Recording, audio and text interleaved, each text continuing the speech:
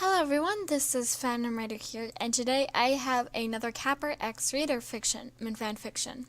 So I just finished wrapping up this newest fan fiction, which I wanted to be able to post on Christmas, but again, writer's block insisted, so I figured I still owed you guys one. And this one is simply titled Ice Skating.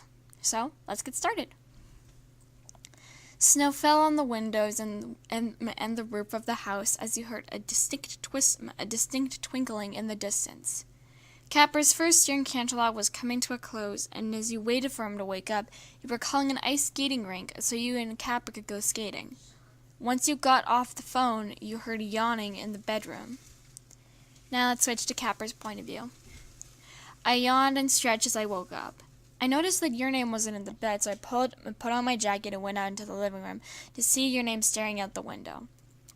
She didn't turn around, so I didn't think she saw me, so I figured I'd be a little sneaky.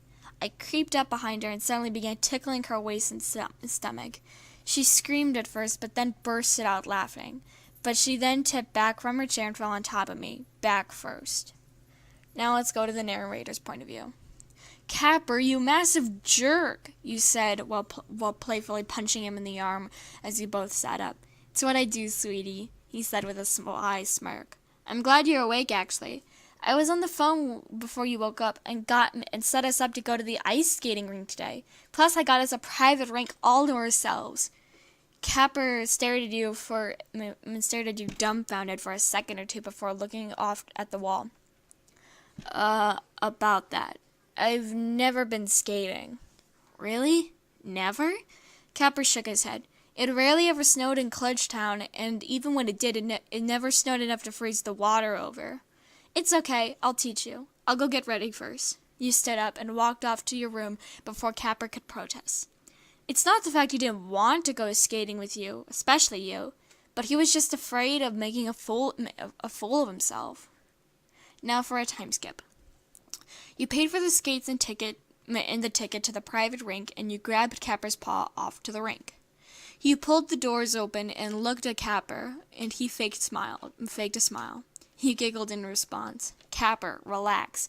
You'll get the hang of it soon enough." He sighed and nodded with a genuine smile. You both pulled on your skates, and you grabbed both of your goodness. You pulled on your skates and you grabbed both of the rails and you slid onto the ice. Capper slowly stumbled onto the ice and then landed into you, and you both crashed into the solid water. I'm so sorry, your name." "No, it's fine. It's your first time, so I'll go take it easy on you," you said as you stood up and held out a hand to him. "Is that supposed to be an innuendo?" he said with a smirk. "Oh, shut up," you said as you pulled him up.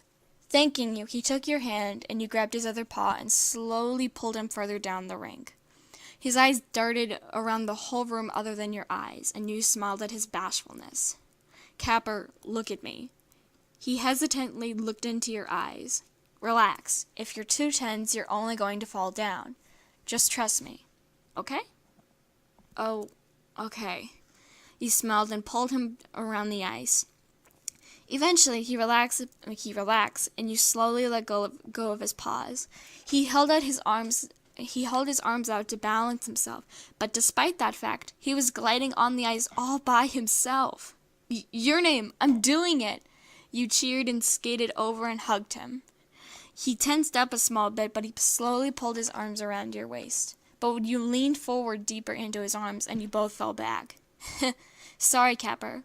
"It's okay. I know I'm handsome, but you don't need to be all over me." You giggled and punched him in the arm before helping him up. "Want to practice a little more?"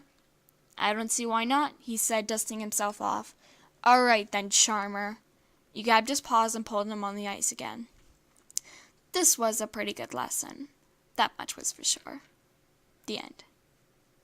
So this was relatively short compared to my other stories, but I'm going to go ahead and skip past the ending. But I hope that you guys all enjoyed this wonderful story of mine, and I'm really proud of it, actually, and it's really rare that I am. But anyway, guys, this is Fandom Writer here, and I'll be seeing you all very soon. Bye-bye.